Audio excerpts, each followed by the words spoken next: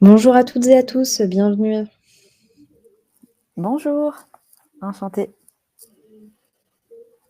Alors on attend un petit peu, bon, il y a tout le monde qui se connecte toujours à 30, on attend 1 ou 2 minutes et puis on pourra débuter.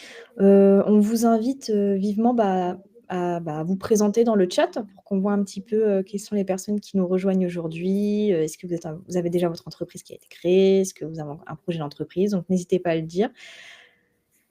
Je sais qu'on a des personnes assidues comme Cassandra, et Christian, je vous reconnais, vous venez souvent. Alors aujourd'hui, donc, je suis avec Nadège Kovida qui travaille chez Live Mentor et qui veut bien se prêter au jeu des webconférences de l'ADI pour présenter donc, le sujet de l'alternance qu'on n'a jamais évoqué finalement en webconférence de l'ADI, ou alors vraiment ça date d'il y a très très très très longtemps. Mais en tout cas, depuis que je suis là, ça n'a jamais été évoqué. Donc bienvenue Nadège et merci de participer à cette webconférence. Donc je peux peut-être laisser te présenter. Ça marche. Comme on vient de vous le dire, je m'appelle Nadège, je travaille chez Live Mentor. Je suis chargée de financement pour la formation professionnelle et je suis aussi responsable du CFA de Live Mentor. Ça fait 6 ans que je travaille dans ce domaine-là, donc je commence à connaître un petit peu tout l'écosystème et tous les tenants et les aboutissements des financements et des formations, d'où le lien avec l'alternance. Et donc, je vais pouvoir répondre à vos questions et vous renseigner sur ce sujet qu'est l'alternance et toutes les spécificités financières, en tout cas, qui y touchent. Merci beaucoup. Eh bien, si ça vous va, on peut démarrer toute la présentation. Alors je vais juste dire peut-être un petit mot sur Allez, l'ADI. c'est parti. Du coup, dans ce webinaire, qu'est-ce qu'on va voir? Eh bien, on va voir, bien sûr, pas de souci, excuse-moi. Je crois que j'ai des problèmes de connexion.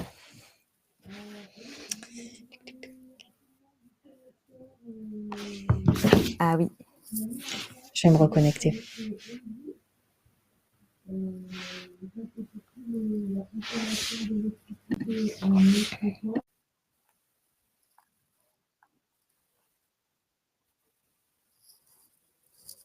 J'ai vu, effectivement, il y a des bruits en fond chez Cassandra. Il y a une réunion dans la salle juste à côté et visiblement, ils parlent un petit peu fort. J'espère que ça ne vous dérangera pas pour m'entendre.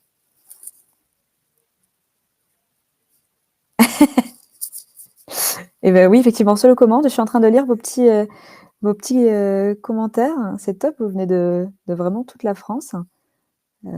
Enchantée Christian de Perpignan. Moi, je viens de Narbonne. On est voisins, entre guillemets, quelque sorte. Ah oui, Ardèche. Eh bien, on a vraiment des gens de partout, c'est top.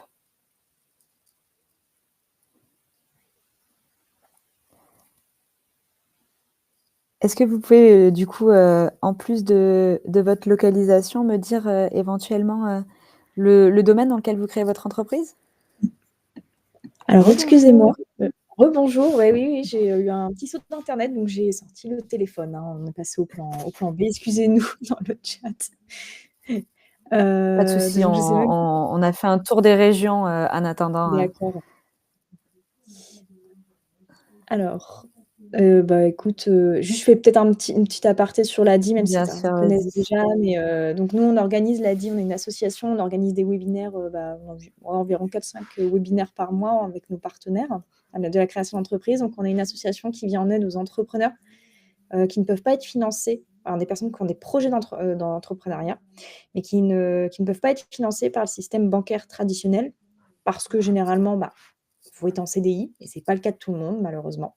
On va financer des personnes qui sont en CDD, en intérim, qui parfois aussi peuvent toucher les ARE, donc les aides de retour à l'emploi, qui sont au chômage, des personnes qui sont au RSA, et donc qui ne peuvent pas bénéficier d'un crédit bancaire. Mais on a aussi des personnes qui ont des projets assez ambitieux ou originaux sur lesquels les banques ne veulent pas se lancer. Donc voilà, et on va financer aussi des personnes qui sont fichées avec Banque de France dans certains cas. Voilà. Donc nous, on a des microcrédits jusqu'à 12 000 € maximum. C'est généralement un prêt qui est progressif. À l'issue de la webconférence, je vous enverrai un petit mail récapitulatif avec toutes les informations qui auront été partagées par Nadège, donc les liens, l'inscription, le lien de Live Mentor et les liens aussi de l'ADI, donc si vous souhaitez prendre rendez-vous. Sachez que le support ne sera pas partagé, par contre, il y aura un replay. Donc Live Mentor veut bien que l'on partage le replay sur notre chaîne YouTube, donc je vous enverrai le lien aussi du replay au besoin. Voilà. C'est le début d'une carrière de star, À l'ADI. pour moi. Merci beaucoup à l'ADI. N'hésitez pas à poser vos questions dans le Eh chat. bien, Je te laisse la main, parce que je beuve encore. OK, formidable, pas de souci. Eh bien, rebonjour à tous. Du coup, comme le titre de ce webinaire l'indique, on va parler du recrutement d'un alternant quand on est entrepreneur.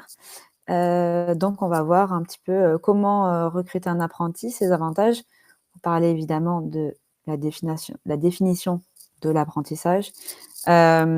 On va comprendre un petit peu comment tout ça fonctionne et je vous présenterai rapidement une présentation de Live Mentor pour que vous puissiez un petit peu voir comment nous on fonctionne et comment est-ce qu'on peut vous guider. Hop, voilà. Du coup, dans un premier temps, qu'est-ce que l'apprentissage? Et on va parler plus au sens plus large du terme. Qu'est-ce que l'alternance? L'alternance, c'est un contrat qui combine à la fois de la formation et de l'expérience professionnelle.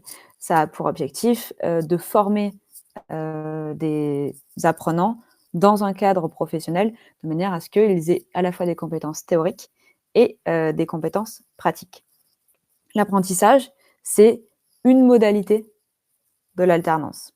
Il y a l'apprentissage et le contrat de professionnalisation. On va se focaliser sur l'apprentissage pendant ce webinaire.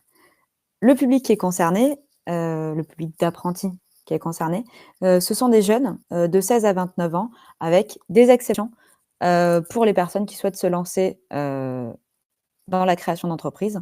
On peut dépasser les 29 ans. Donc ça, c'est pour la définition vraiment basique. Ensuite, on va voir quels sont les avantages. Pourquoi est-ce qu'il faudrait recruter un apprenti quand on est une entreprise et quand on est une petite entreprise comme vous.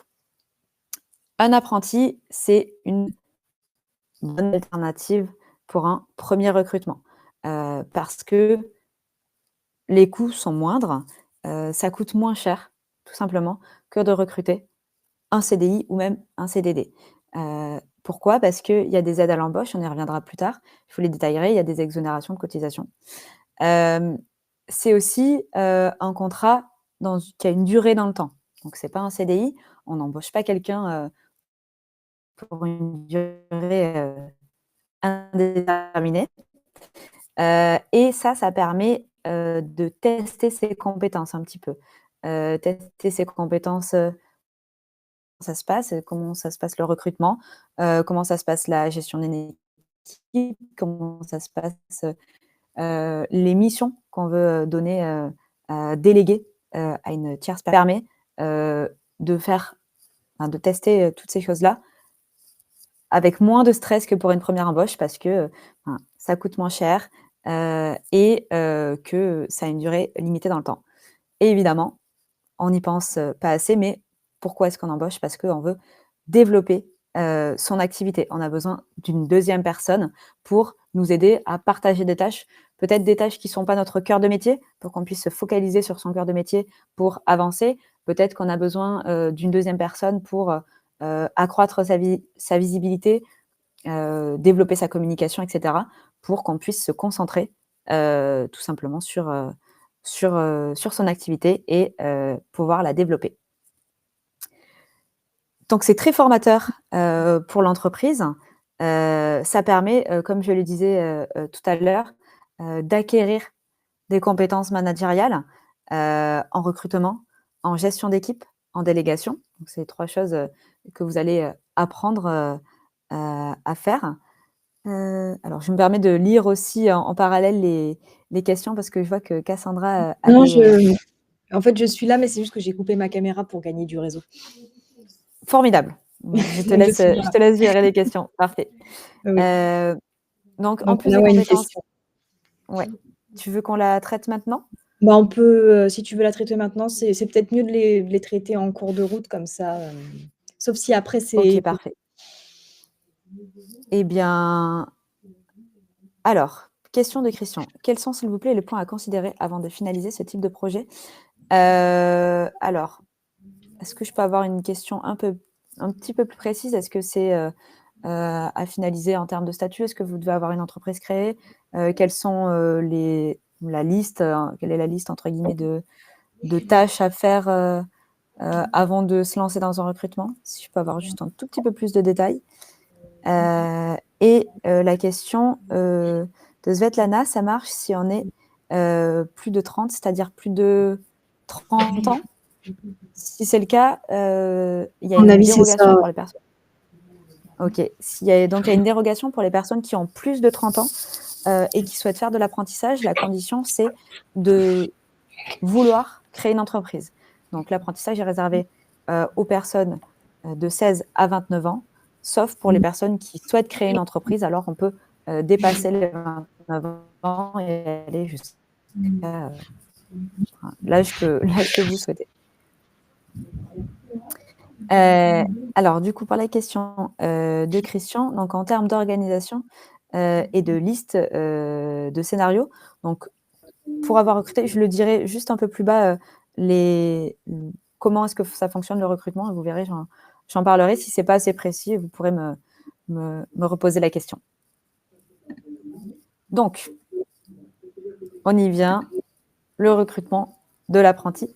Comment est-ce que ça se passe? Alors, dans un premier temps, il faut absolument réfléchir en termes de besoins. On parlera ensuite des coûts, mais il est très important de d'abord parler en termes de besoins parce qu'on va se rendre compte qu'il y a des allègements de coûts. On en a parlé un petit peu précédemment. Donc, il faut déterminer les missions de l'apprenti. Qu'est-ce qu'on veut confier? Évaluer un petit peu la liste de toutes les missions qu'on a aujourd'hui, se rendre compte des missions pour lesquelles on a peu de valeur ajoutée, celles pour lesquelles on a beaucoup de valeur ajoutée. Ça nous permettra de voir un petit peu quelles sont les missions qu'on peut déléguer et quelles sont les missions qu'il faut qu'on garde. Et ensuite, très important aussi, l'identification des compétences nécessaires à cet apprenti. J'ai mis des petits exemples.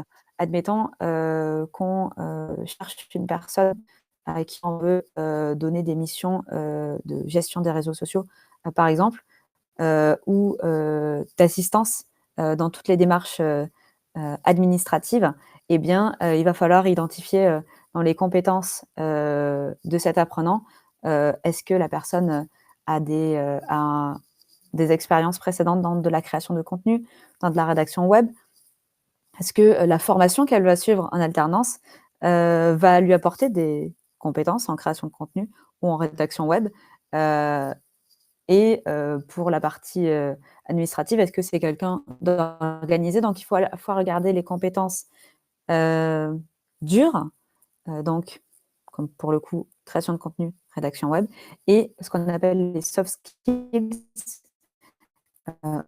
organisation, rigueur, sens de l'écoute, sens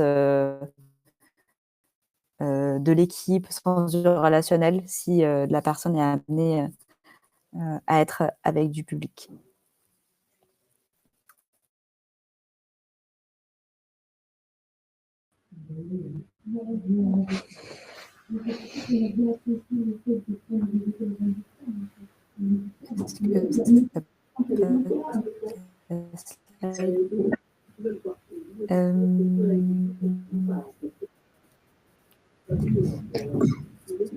Alors, je ne sais pas si on m'entend. Je n'arrive pas à aller à la slide suivante. Ah parfait, c'est bon, ça vient d'arriver. Autant pour moi. Mais on a une nouvelle question. Donc, dans le cadre de recrutement, les niveaux d'études sont-ils variés ou limités? Ils peuvent être variés.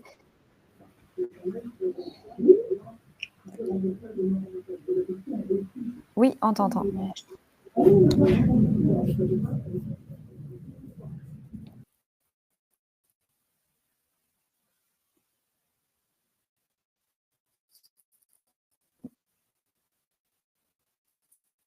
Je peux répondre à la question en attendant.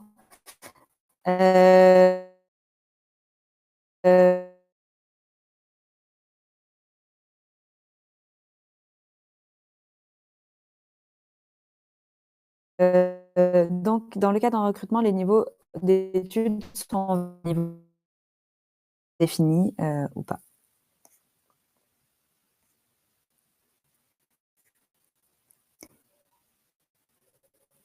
Est-ce que vous m'entendez?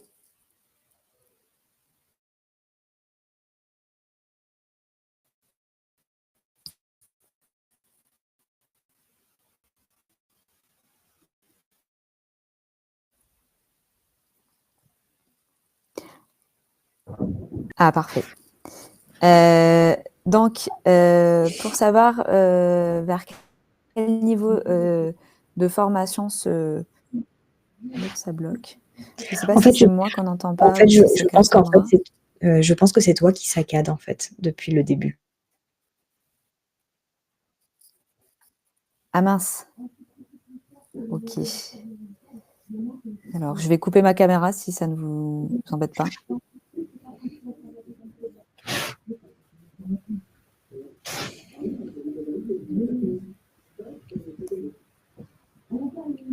Hop, est-ce que c'est bon là? Là, on t'entend bien. Enfin, en tout cas, moi, j'entends bien. Je ne sais pas pour nos participants. Alors, ils disent oui. Je ne sais pas si tu m'entends. Ok. Oui, moi je t'entends. Ok. Ouais, ça a l'air d'être mieux là. Ok, top. Eh bien, je suis vraiment... parfait. Je suis vraiment désolée, en tout cas. Du coup, comment savoir vers quel niveau de formation se diriger? Ça va dépendre des missions que vous voulez confier à votre apprenti et de la responsabilité que vous voulez lui confier. Donc, vous pouvez ou vous baser sur l'âge de la personne. Ça vous permet de calibrer, de savoir à peu près où vous placer.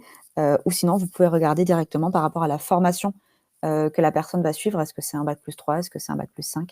Niveau master, niveau BTS, niveau licence. Ça vous permet de vous adapter. Du coup, il y a deux critères, donc l'âge et le niveau d'études. Voilà. Sachant que pour les personnes qui ont plus de 29 ans, vous pouvez, comme je vous le disais, avoir des personnes qui sont bac+5, qui ont déjà travaillé, qui ont une première expérience du monde du travail. Ça peut être éventuellement des points forts pour certains recrutements. Maintenant qu'on a parlé des critères de recrutement, on va parler des aides financières. Donc, une fois qu'on a identifié un besoin, Je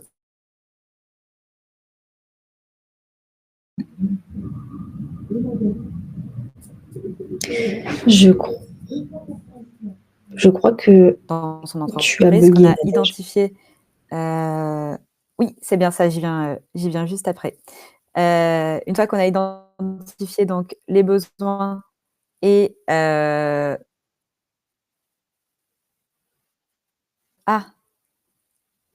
mince, parce que moi... Allô, allô? Alors, oui, là, je t'entends, mais c'était décalé, je pense. Ouais. Est-ce que si je quitte et que je reviens, ça va aider? Ça peut aider. Ça va dépendre de ta connexion. Ok. Alors, je quitte et je reviens. Je suis vraiment désolée.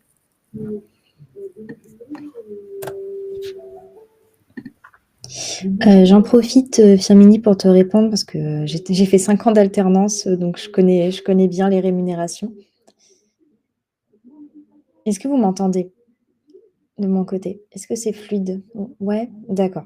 OK, donc ouais, je pense que c'est Nadège. On est vraiment désolé, hein, c'est un peu les aléas du direct parfois. 2024, mais internet, c'est toujours pas ça, je pense.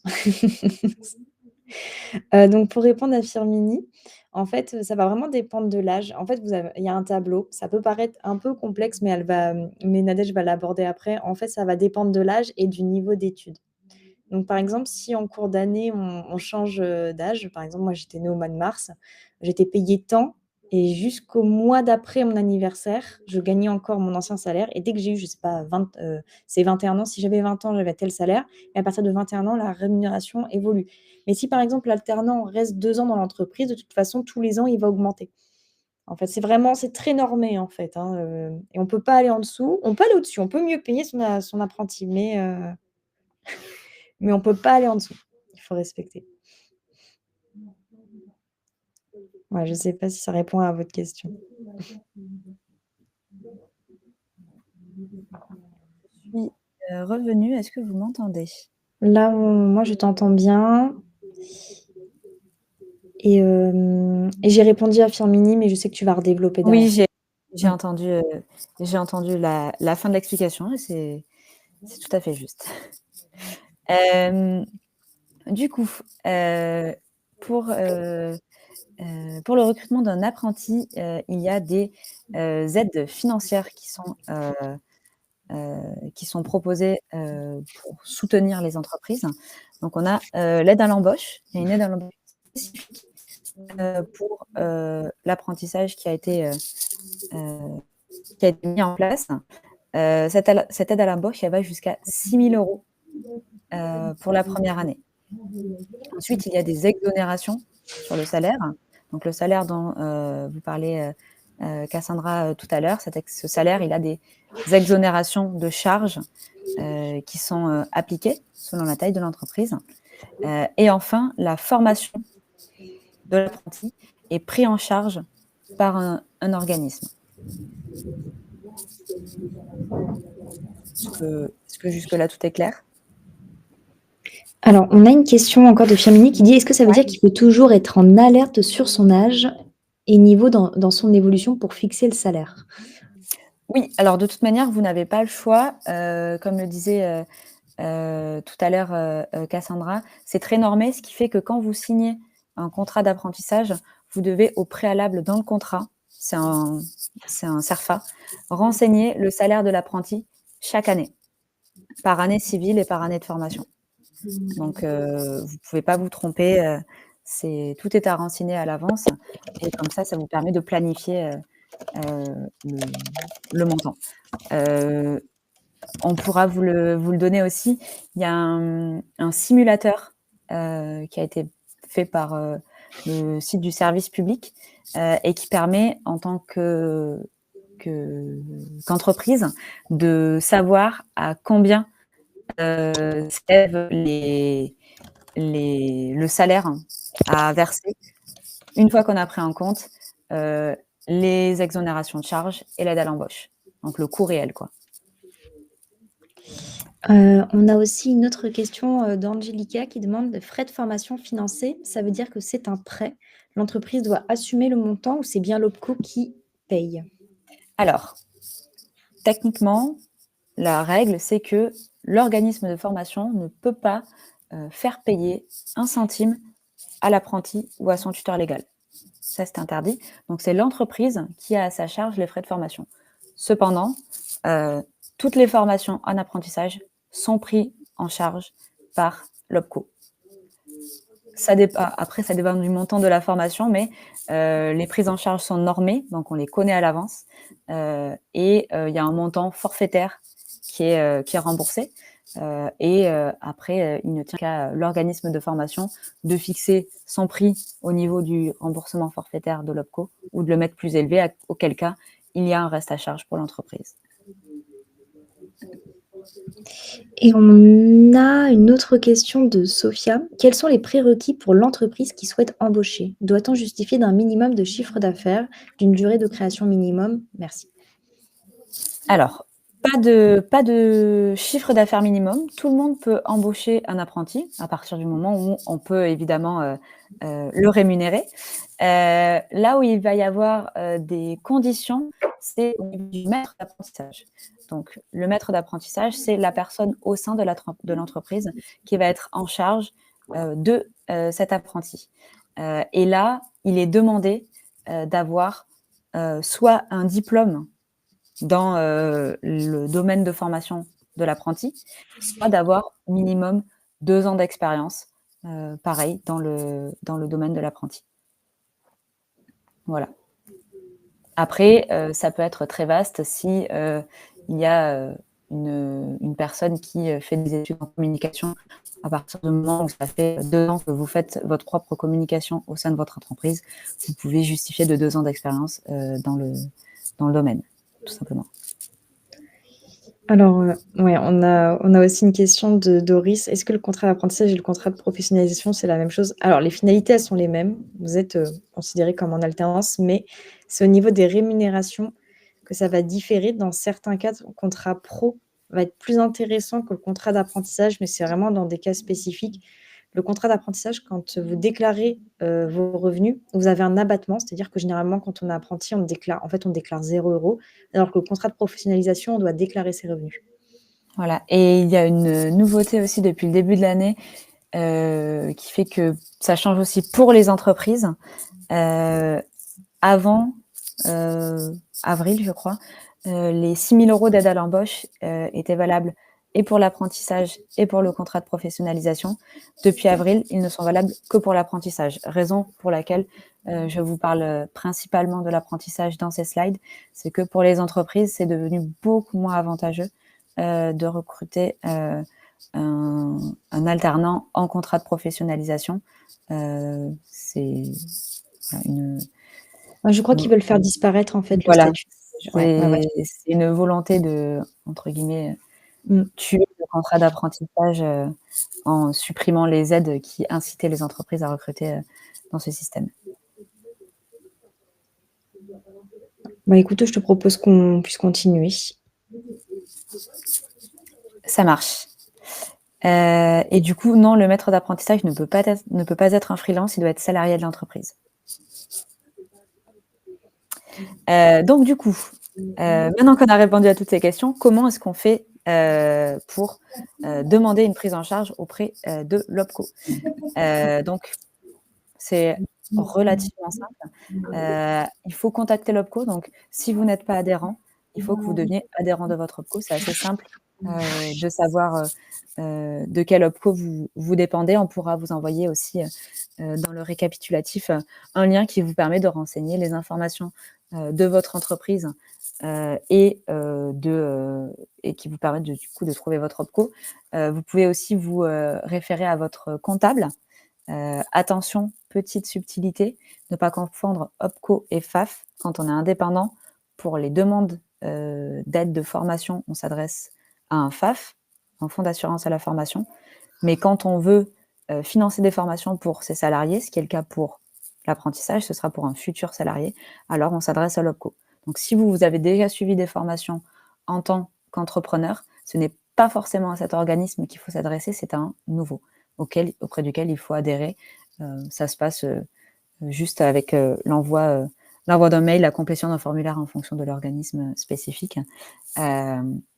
Mais c'est relativement simple. Il faut ensuite préparer le dossier. Donc ça se fait en partenariat, entre guillemets, main dans la main avec l'apprenti et le CFA. Pourquoi? Parce que pour l'apprentissage spécifiquement déjà, le CFA peut avoir un mandat de l'entreprise, donc de votre entreprise, pour déposer le dossier, pour se charger de toutes les démarches administratives. Ça fait partie des avantages de l'apprentissage. En plus des aides à l'embauche et des exonérations, il y a la possibilité de déléguer, entre guillemets, toute cette partie au CFA. Donc, pour le dossier spécifiquement, donc il y a le CERFA, dont je vais vous parler tout à l'heure, donc un document très normé avec des cases à remplir, exactement la bonne des questions avec une liste de réponses proposées. Je réponds à la question dans 5 minutes. Et donc, ce CERFA doit être rempli par l'entreprise, par l'apprenti et par le CFA. Il récapitule les informations de l'entreprise accueillante, les informations de l'apprenti, les informations relatives au contrat, donc date de début, date de fin, salaire, taux horaire, etc. Les informations du maître d'apprentissage, donc la personne qui sera responsable, entre guillemets, de l'apprenti au sein de l'entreprise. Pour rappel, ça peut être dans une entreprise unipersonnelle où il n'y a qu'une seule personne, ça peut être un patron, tout simplement. Il y a enfin un bloc à remplir par le CFA sur la formation, donc date de début de la formation, date de fin de la formation, le diplôme qui est préparé, le lieu de formation, le nombre d'heures, etc. etc. Une fois que vous avez tous ces éléments, vous avez aussi une convention à signer avec le CFA et tout ce beau monde est envoyé à l'OPCO pour qu'il puisse traiter le dossier et valider la prise en charge de la formation. Pour adhérer à l'OPCO, c'est pas payant, on va dire que c'est pas payant en plus. Vous versez automatiquement un pourcentage de votre masse salariale.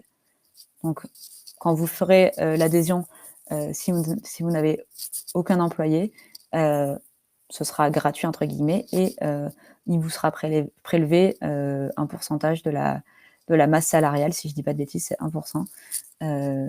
Mais à confirmer, je ne suis pas comptable. Mais oui, c'est un pourcentage de la masse salariale. Est-ce que jusque-là, tout est clair pour la demande à l'OPCO? Oui, simplement une question sur l'adhésion à l'OPCO, mais tu t'as dit que c'était abordé par la suite. Oui, alors il y a pas de... Pour adhérer à l'OPCO, il suffit simplement de le trouver. Je vous enverrai le lien qui vous permet de savoir de quel OPCO vous dépendez. Et après, ça dépend des organismes. Soit il faut simplement envoyer un mail, soit il faut remplir un formulaire, soit il faut les appeler. Ça va dépendre. Je partage le lien. Ok, top. Alors, voilà, parfait. Donc, le bénéficiaire recruté bénéficie d'avantages similaires aux salariés du recruteur. Oui. Hop, je me mets sur la slide suivante parce que ça fait partie du salaire. Donc, je vais faire une partie globale sur le salaire et les avantages de l'apprenti. Donc, le salaire, comme on le disait tout à l'heure, il est progressif. Donc, en fonction de l'âge de l'apprenti, il y a des pourcentages du SMIC qui sont à payer au minimum. Vous pouvez le payer plus, mais vous ne pouvez pas le payer moins. Ça, c'est certain. Et après, en termes d'avantages, si, par exemple, vous donnez les tickets restaurants à tous vos salariés, alors votre apprenti aura des tickets restaurants aussi. Si vous payez les transports à votre apprenti, enfin à vos autres salariés, alors vous devrez le payer aussi à votre apprenti. Il bénéficie des mêmes avantages que tous les autres salariés en termes, en tout cas, tout ce qui est compris dans les conventions collectives. Pour le nombre d'apprentis, je le donne à la volée comme ça, même si ça ne fait pas partie de cette slide. Le nombre d'apprentis, ça sera limité par maître d'apprentissage. Il ne peut pas y avoir plus de 2 apprentis par maître d'apprentissage. Je vous passe les détails des apprenants, des apprentis redoublants, etc. Mais ayez en tête que c'est 2 apprentis par maître d'apprentissage, pas plus.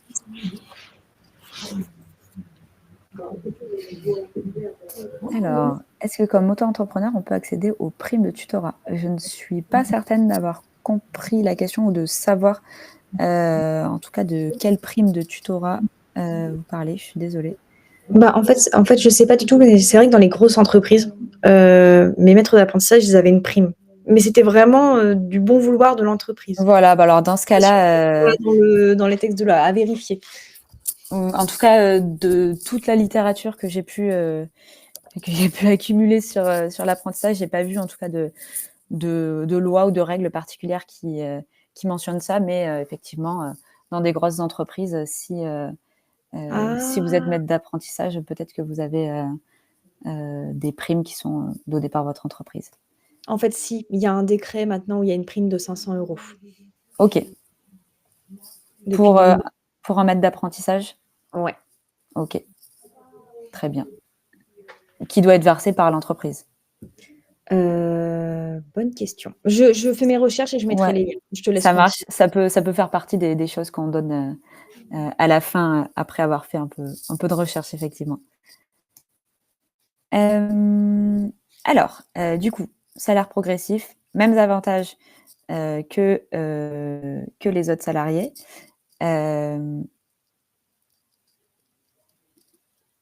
alors oui, parce que, ça ne correspond pas à la même chose. Apprenti et stagiaire, on peut, je pense, être maître de stage et maître d'apprentissage en même temps. Voilà. Est-ce que, donc je vais passer à la présentation, rapide de Live Mentor et de ce que nous on propose. Est-ce que vous avez des questions éventuellement encore sur le fonctionnement de l'apprentissage en tant qu'entreprise ou en tant que stagiaire? Non, c'est pas la même chose, Cassandra, apprenti et stagiaire. Un stagiaire, il est pas forcément rémunéré, sauf je crois que si ça dépasse 3 mois et on lui demande pas généralement les mêmes compétences qu'un apprenti. Voilà. Et L'apprenti, c'est salarié. voilà, la particularité aussi de l'apprentissage, c'est que, ça va être des contrats de minimum 6 mois, qui vont dépendre de la durée de la formation de la personne. Donc l'apprentissage, c'est vraiment une partie en entreprise, une partie, à l'école. Et le format, varie. Il peut y avoir, des écoles qui font, 2 jours, en entreprise, 3 jours à l'école, d'autres qui proposent, 3 semaines, et cetera. Ça varie, en fonction, de l'école et de la formation.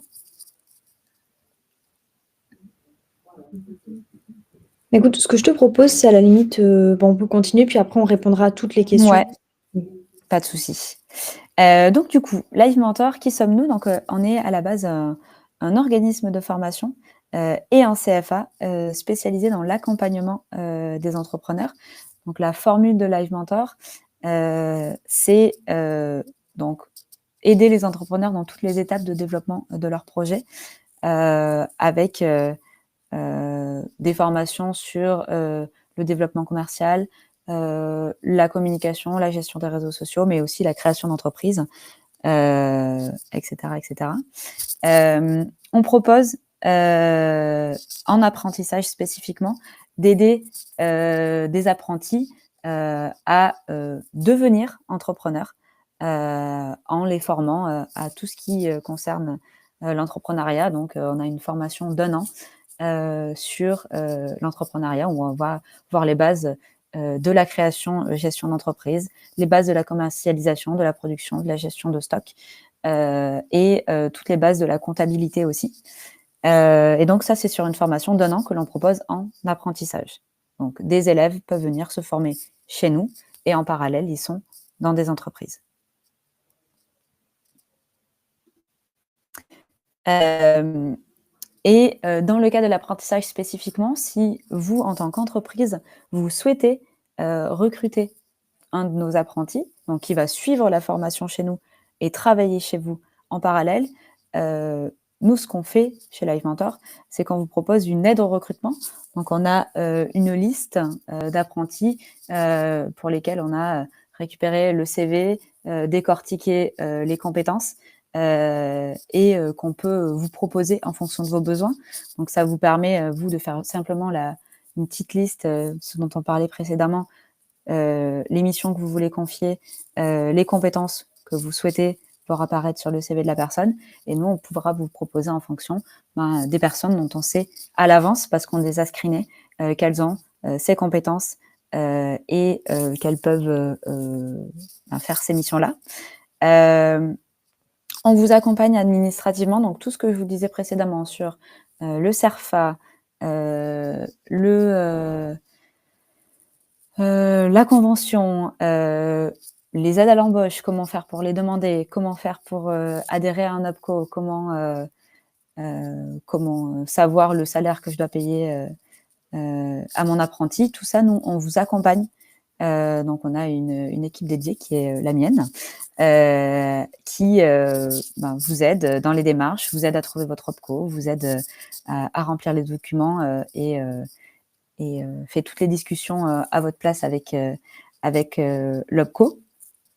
Et on vous aide aussi, donc, comme je le disais, à obtenir les subventions disponibles comme l'aide exceptionnelle à l'embauche. Donc, ces 6 000 €, il y a des démarches spécifiques à faire. On peut vous guider sur le site, on peut vous dire comment ça fonctionne. On vous explique toutes les démarches, on vous fait des rappels tous les mois parce que c'est des déclarations mensuelles à faire auprès d'un service qui s'appelle SILAE, mais ça sert à rien que je rentre dans les détails. C'est des démarches mensuelles à faire pour obtenir cette aide à l'embauche. Alors, on a des questions sur Live Mentor, notamment. Ah oui, alors on a une question sur les démarches administratives. Ouais, c'est ça. Alors, vous avez pas beaucoup de démarches à faire, donc c'est vraiment celle que je vous ai citée précédemment. Donc, adhérer, premièrement, à l'OPCO, et vous pouvez déléguer toute la mise en place du dossier au CFA, si tant est que le CFA propose ce service, évidemment.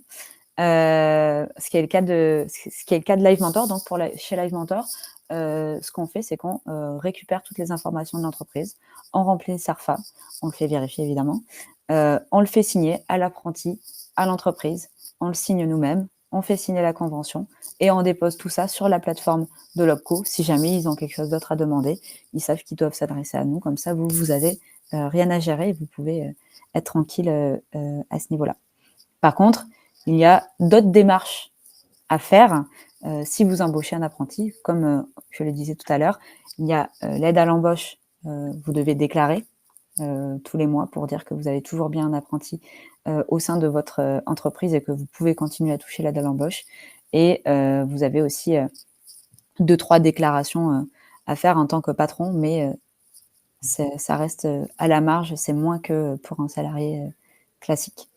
C'est notamment l'OPCO qui va déclarer pour vous auprès des services de l'administration que vous avez embauché quelqu'un, par exemple. C'est l'OPCO qui s'occupe de ça. Donc, c'est vraiment allégé. Tout est fait par l'État français pour dynamiser l'apprentissage et pour cela, il simplifie la vie des entreprises.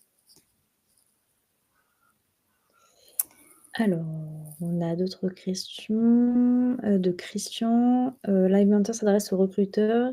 Est-ce également le cas envers les personnes à la recherche d'un apprentissage? Alors, oui, les personnes en apprentissage, enfin, si j'ai bien compris la question. Donc, Live Mentor va chercher, nous, en tant que CFA, on va chercher des entreprises qui seraient susceptibles d'embaucher des apprentis qui veulent se former chez nous.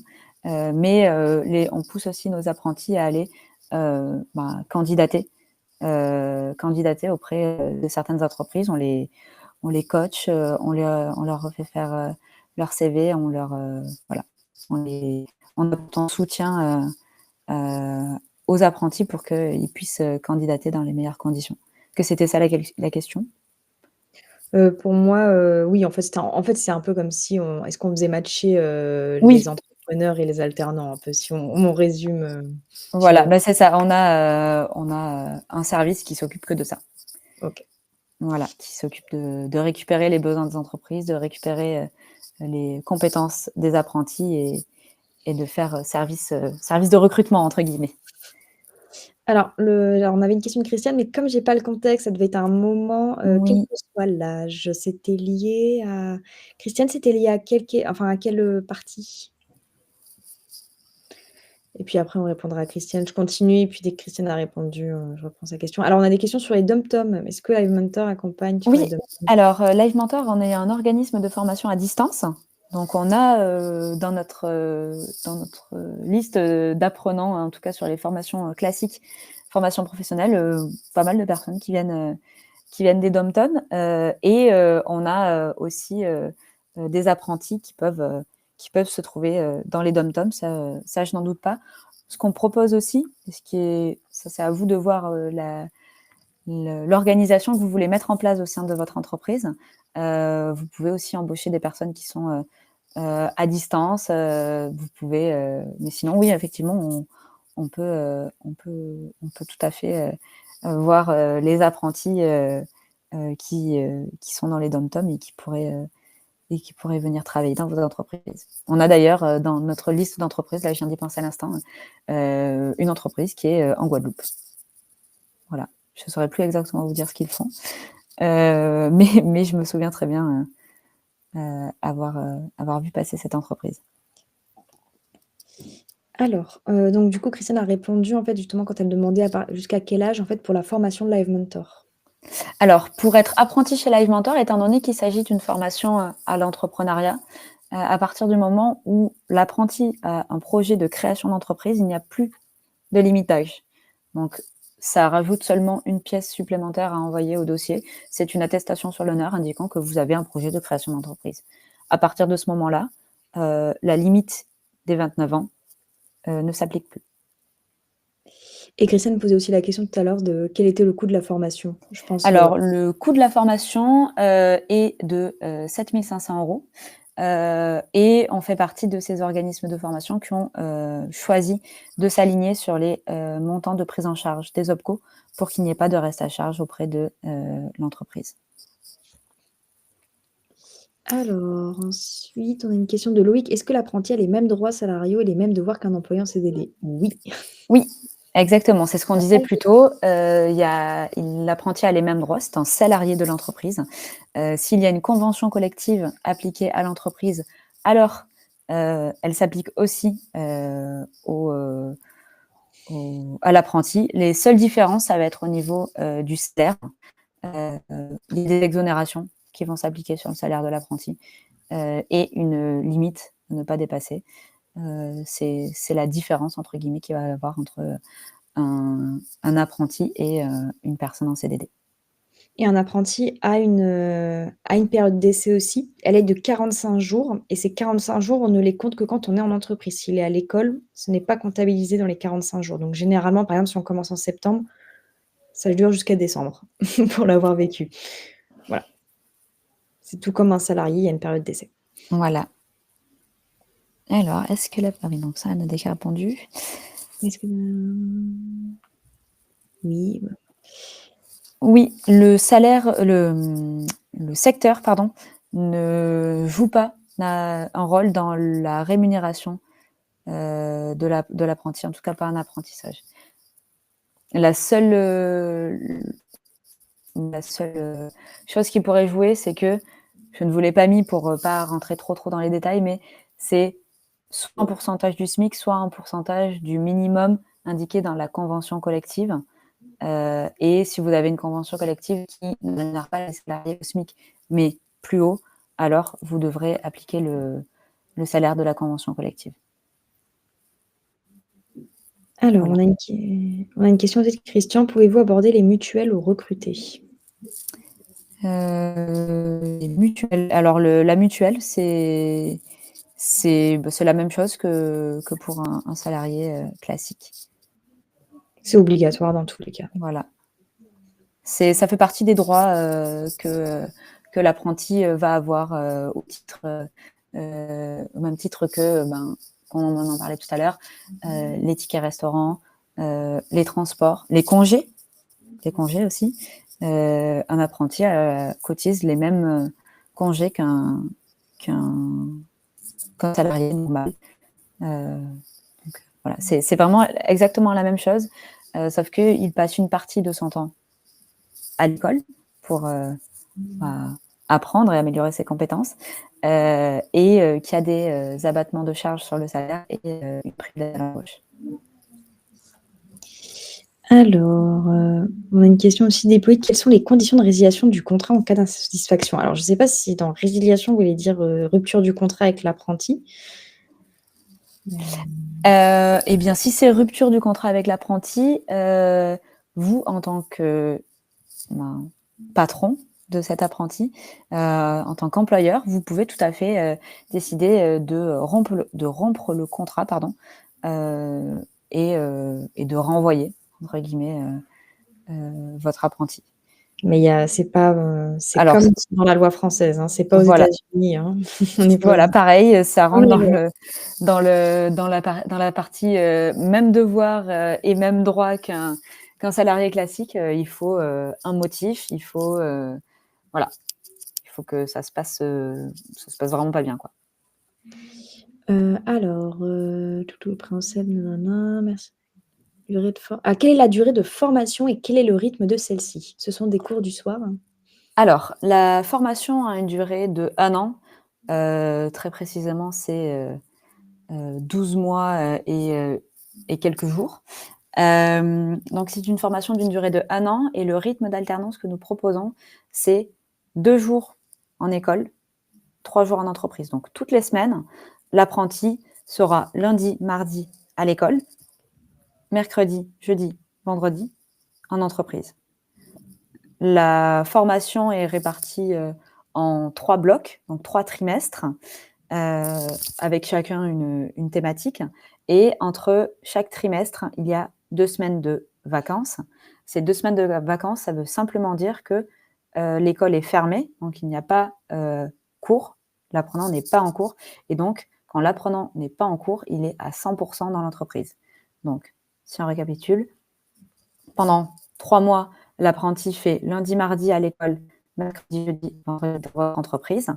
Pendant les 2 semaines de pause, il est 100% dans l'entreprise, du lundi au vendredi. Et après, ça repart sur un rythme de 2 jours, 3 jours.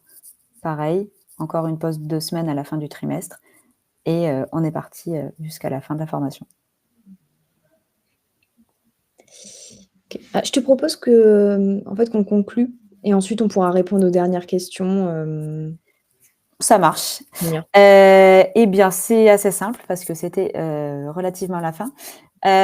Si vous êtes prêt à recruter un apprenti, ou si je pense avoir, je ne sais pas si c'est moi qui ai compris ça, mais si vous êtes intéressé éventuellement par une formation de Live Mentor, n'hésitez pas à nous contacter. Donc, vous allez voir un lien pour remplir un petit formulaire. Ça permet de remplir une petite offre d'emploi ce sera pas publié sur notre site, nous on le garde en interne et ça nous permettra de vous proposer des profils qui nous semblent adaptés. Vous serez contacté par la personne en charge du recrutement chez Live Mentor qui vous posera des questions pour en savoir un petit peu plus. Donc, si jamais vous ne savez pas exactement quoi remplir en termes de mission, de nom de poste, etc., il n'y a aucun problème. Nous, on revient vers vous et on voit ça avec vous.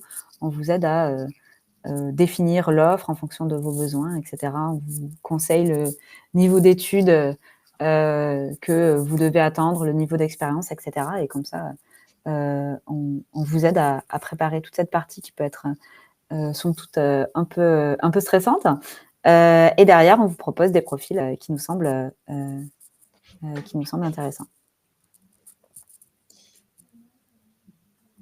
Eh bien, merci beaucoup. Et bah, écoute, je te propose, on continue. On peut répondre aux questions, on peut Allez, continuer. alors, je ne sais plus où on J'ai poussé était. le lien dans le chat si vous souhaitez remplir le formulaire Voilà. et je le remettrai dans l'email récapitulatif. Pas de panique. On était Alors, alors l'insatisfaction, durée de formation, c'est bon. Ah oui, donc ceci implique que si son stage ne lui plaît pas, il a un délai de départ. C'est comme un salarié. Considérez que c'est comme s'il était en CDI. Vraiment, c'est exactement pareil. C'est pas un stage et parce que, c'est pas un stage. Enfin, un apprenti n'est pas un stagiaire, il est salarié et si ça lui convient pas et bien, il doit faire une lettre de de rupture de contrat, j'ai oublié le terme, comme Une lettre une de démission, une lettre de démission. démission et il a un délai de préavis, comme un salarié.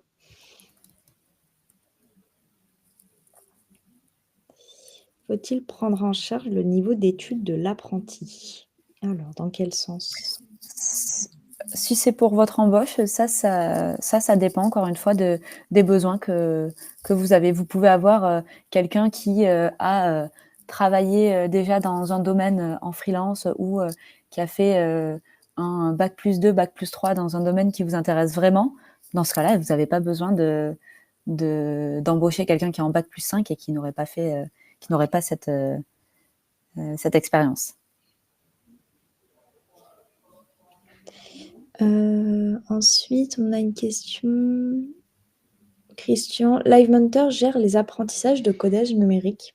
Parce que je sais que vous faites d'autres formations, mais Alors oui, on fait d'autres formations. On fait pas du codage. On a une formation, ce qui s'en rapprocherait le plus, c'est une formation site web qui permet de créer son site internet, mais justement sans coder. Donc on n'a pas spécifiquement des formations sur le codage. alors, on a une question de Vanina. Est-il possible qu'un apprenti travaille le week-end? Alors oui, on peut travailler le Voilà, week-end, mais il faut qu'il y ait une bonne raison. C'est-à-dire que quand il y a une boutique qui doit être ouverte le samedi, ça peut pas. Ou voilà. alors, si c'est du travail de bureau, il faut que ça soit de façon exceptionnelle et que ça soit justifié. Si c'est une boutique, typiquement, ça peut être le samedi, le dimanche, simplement qu'il faut respecter le droit du travail, c'est-à-dire qu'on n'a pas le droit de travailler plus de 6 jours d'affilée dans la semaine. Il faut prendre en compte aussi le fait que la personne, elle va à l'école. Voilà.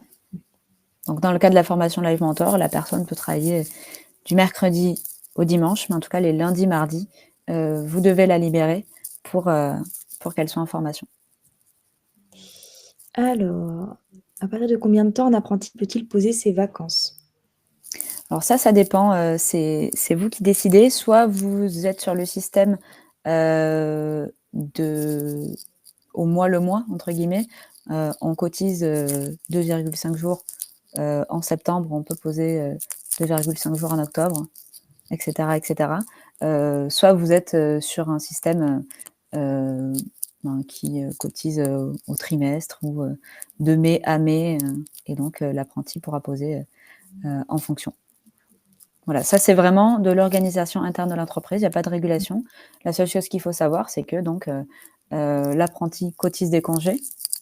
Il n'a le droit de les poser que sur ses jours de travail, entre guillemets, ses jours d'entreprise. Donc les 2 semaines de pause de l'école peuvent servir à poser des jours de congé. Et après, c'est vous qui vous organisez. Par contre, comme pour toute rupture de contrat, les congés qui n'auront pas été posés par l'apprenti seront à payer à la fin du contrat. Merci Nadège. Alors, est-il pertinent de recruter dès le début d'activité? Alors, je ne sais pas si tu as eu des retours par rapport à ça, d'expérience? Ça va vraiment dépendre de son activité. Il y a des personnes qui peuvent gérer leur activité seules pendant 1, 2, 3, 4, 5 ans.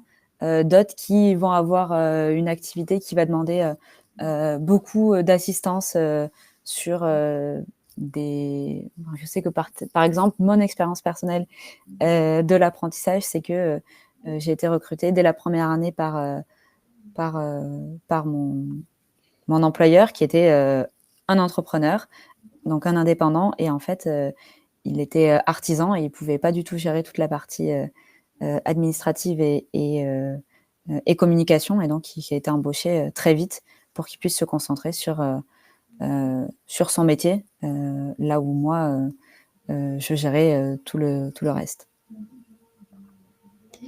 Alors, on a une question de Béatrice. Est-ce que Live Mentor est aussi ouvert aux créateurs d'activités issus du secteur non marchand, associatif, etc.? Oui, alors, si c'est pour recruter un apprenti, oui, il n'y a pas de problème. Les associations peuvent avoir des apprentis. Pareil, vous devez adhérer à un OPCO, c'est possible. Il suffit d'avoir un ciré, c'est assez simple. Et en ce qui concerne le fait d'être apprenti ou de suivre une de nos formations, il n'y a absolument aucun problème. C'est vous qui... Enfin, ça ne pose pas de souci, quoi. Alors, hop et on a une dernière question. Alors, oui, on a une dernière question, de Christian qui dit: «Est-ce que vous avez un numéro de téléphone hotline de Live Mentor?» Oui. Oui, oui, je peux pousser, Ouais. Bah, je si tu peux veux, ce pousser que un je peux numé faire, tu me le transmets, je le mettrai dans le mail. oui, voilà, parfait. Je vous mettrai les alors parce que je ne sais pas exactement si vous parlez pour, le recrutement d'un apprenti, pour la participation, à une formation, pour, donc je vous mettrai, plusieurs numéros et comme ça vous pourrez appeler le numéro qui correspond à vos besoins. On est aussi très disponible par mail, donc il faut vraiment pas, hésiter à nous contacter. Voilà. Eh bien, j'ai pas l'impression que nous avons d'autres questions. Non, je crois qu'on est à jour. Eh bien, je pense qu'avec toutes les questions, on a quand même balayé, pas mal de sujets. J'espère qu'on a répondu à toutes vos questions. Si vous avez des questions complémentaires, vous pourrez retrouver, dans le mail que vous recevrez de l'ADI, un lien pour prendre rendez-vous avec moi si vous voulez, poser d'autres questions, il y a pas de souci, je suis disponible et contact, par mail, par téléphone, et cetera, et cetera. Très bien. Eh ben, écoutez, on n'a plus qu'à vous souhaiter une très bonne journée et puis on vous envoie toutes les informations en espérant que ça ait pu vous éclairer et les apprentis sont pas des stagiaires. J'insiste parce que c'est revenu Voilà, une fois. les apprentis sont pas des stagiaires et le recrutement d'un apprenti a un coût. Oui, vous pourrez la retrouver, je vais mettre le replay sur YouTube. Voilà et désolée pour la mauvaise connexion au Ouais. départ, je j'avais pas compris que ça venait de moi. J'espère que la fin du webinaire s'est mieux passée que le début. Oui, oui, ça ouais, dès que tu as coupé ta caméra. Non, bon, OK, parfait. Bah, bonne journée tout le monde. On se retrouvera je retrouverai certaines personnes dans un prochain webinaire, je suppose. Au revoir. Au revoir, très bonne journée.